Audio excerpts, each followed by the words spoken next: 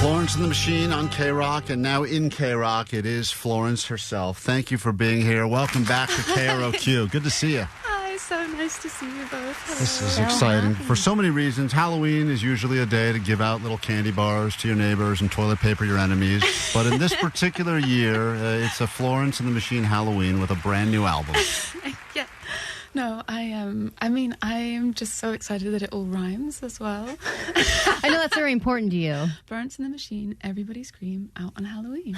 Perfect. And you're getting anxious because now it's done, it's ready, and you want the world to have it, but yet Halloween is such a perfect for the vibe of this album. We listened to it all. We were going to listen to one of the title tracks from the album in a moment on KROQ, and I believe we got the world premiere here a few weeks ago when you first released it, but why Halloween? Why is that holiday symbolic to you?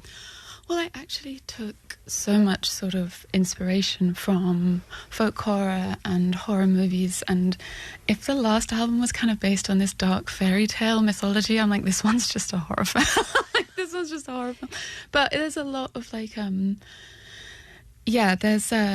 also think it was an album that kind of wrestles with life and death and like darker themes, but there's a lot of nature in it as well, and I think it's a seasonal record as well. It was about it feels very like autumnal to me. There's lots of little bits of nature threaded through it, so it just seemed like the absolute perfect moment to release it. You did a few deep dives, right, to get ready for this album, witchcraft being one of them and horror films being another. Yeah. Did you binge watch horror movies, and which ones kind of spoke to you and influenced the album? I've been binge watching horror movies for a while. People might find this strange, but I actually watch them as like a way to soothe anxiety. When my mind is racing and when I can't stop the horror movie of my own thoughts. Yeah. Right. Yeah, I get it. I put on a horror movie, and it's kind of one of the only things that will hold my attention. And also, for anyone out there who thinks they can't watch horror movies, you just have to start, and then you'll find one that speaks to you. You just have to start, and then you actually become once the kind of jumps, you kind of become a little less scared, and you start to kind of appreciate them for their production value, for the lore, for the mythologies. It Follows is one that I love. Oh, I love It Follows. I love that, especially it's really interesting in terms of the way that the sets and the costumes are created. It creates this own time period. Like some of the TV is from the 90s, the phone is the Kindle is a clamshell, it's what time is this? Right. So there's incredible things that happen in horror in terms of storylines and production, and if you can get past them just being scary, you can appreciate all that. Do you feel the same way though about true crime? Because I will watch Forensic Files in order to fall asleep. Klein thinks this is weird. Of course, you're a psycho. But I find that to be calming. But do you feel, is your dedication to the horror genre as a fictional medium, or are you as into all the Netflix true crime documentaries that we're all into? I'll watch it all. Okay. Yeah. Okay. Well, anything horrific. I've seen everything. Okay. I don't want to put Allie on the spot here, Florence. I know you studied witchcraft and you studied spells and everything to get you ready for this. Yeah, we did a lot of research. Actually. Allie makes moon water. I don't know if you know. She brought in a fresh jug of moon water. I made this last night because it was a full moon. So she comes in here after these full moons and she says, "Everyone drink up." And we'll go, "What the hell are you talking about, you weirdo?" And she goes, "No, this is moonbeam water." Yeah. Have you done anything that weird? You've made some moon water, haven't you, Florence? That's so beautiful. Thank you. How do you make moon water? You just fill a cup with water and you put it outside.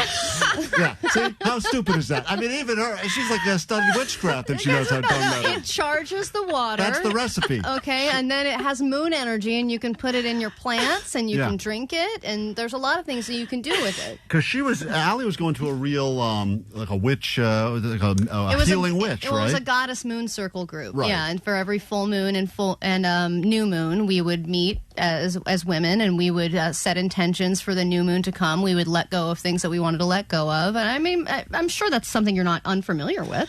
No, I think there is I just started to become much more interested. There's just been some interesting things that have happened with my songwriting, and how I feel like the songs are sort of 3 steps ahead of me, and sometimes they end up I don't know, something then happens a couple of years later, and I'm like, oh, okay, that's what that song was trying to tell me, or what that song, that's what that song knew back then. So, I just guess I was looking to explore different forms of power and mysticism and magic. And I did actually also look back to the medieval period when like magic and was much more just like a part of everyday life. You know, you would just go and be like, hey, I've lost my favorite spoon. Can someone help me find it? You know. Well, are you saying that you have written a song, heard it later, years later, and then it's made different sense to you years later, almost like you wrote a song that made sense in the future? Well, it's almost like I guess maybe potentially as a songwriter you're tapping into some like creative subconscious or something that like has a knowing thing that in my daily life I don't have access to. So it has sort of like, there has been these moments where I'm like, oh, okay, like that. Right, that's what that was trying to say. That's so cool. So, but you didn't learn any spells. You didn't do voodoo or anything like that. no, I think she's also doing voodoo, right? Okay, of course. I mean, voodoo? No voodoo? I was in a library. Okay.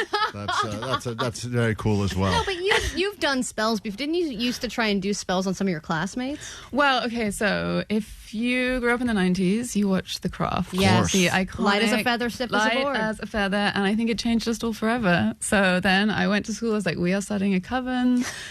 We are making spells, and then my mum wouldn't let me light candles in my room, so my spells didn't go. She was like, "No, they didn't get very far. You are not setting the house on fire." I was like, "Don't you understand? I need to access this power." That's so funny. I need to get to She's the like, void. "No, tea lights in the bedroom. You're going to burn the house down." Well, that's a valuable lesson to learn, right? That's just a spell on you, Mom. I want to listen to Everybody Scream now on KROQ because this is the song that inspired, I guess, the name of the album, but more importantly, for so many reasons. And I know you went to a scream coach, and we'll talk about that because everyone in the show is scream for different reasons, and we're going to let you decide which one of us is the best screamer in a moment. But this song is the title track from the album, which will be out on Halloween. Florence the Machine is here. This is Everybody Scream. What do you want to tell people about it as we play the song for the first time? As you play the song, Everybody Scream? Yeah. Because I'm like, oh, wait, the title or the album? You know, the title track. So this was, I think, maybe the second song I wrote for this record, and actually Mitski is a co-writer on it, which was so amazing. Wow. So, yeah, it was so amazing to be able to write with her. I'm such a huge fan of her songwriting. This is Everybody Scream.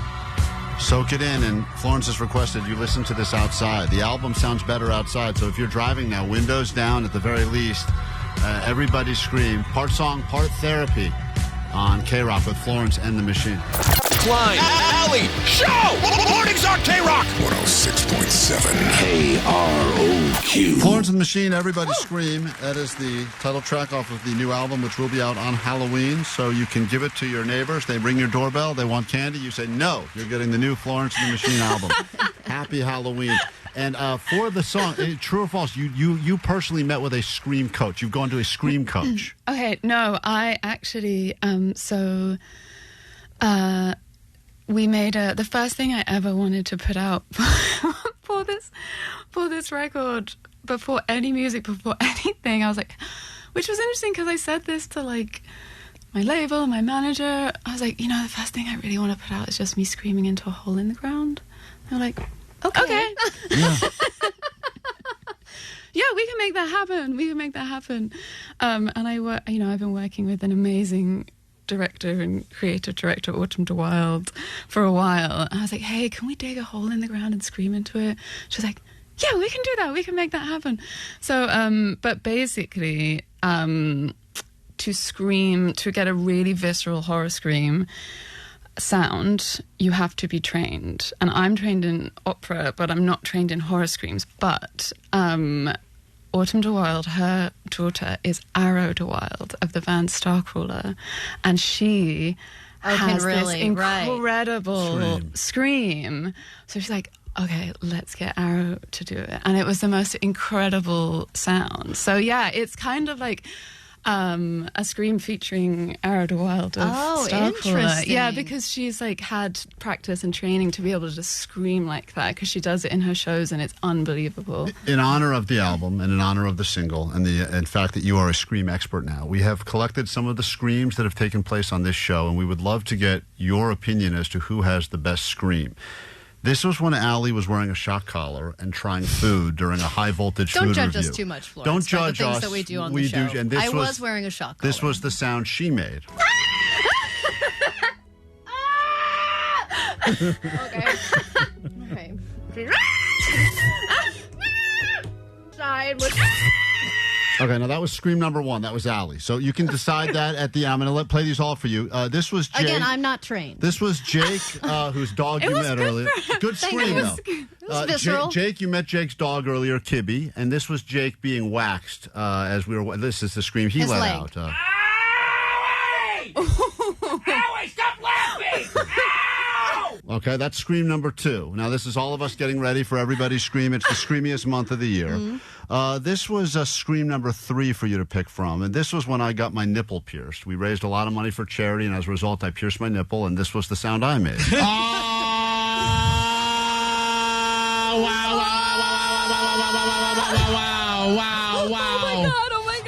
Wow, that hurts a lot. Okay, that was scream number 3. You've heard 3 very different screams. Do any of those stand out to you, or do you need to hear even more screams?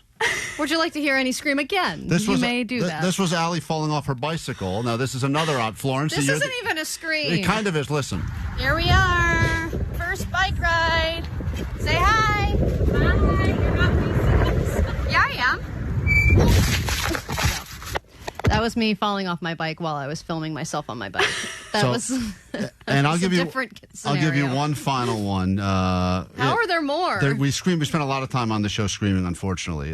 This was Klein snoring. This doesn't count. That was me sleeping. That's okay. different. So of the screams, that's incredible. I know. Of the That's screams, a condition, of is the what it is. screams you just heard in honor of the album, you know how to scream better than anyone. Now, everybody scream. The album out October 31st on Halloween. Who is the best scream you just heard? They're all so different. I know. Different Such a really occasions, different energy to emotions. All of them. Can I hear the first one again? This was Allie being shocked while trying food.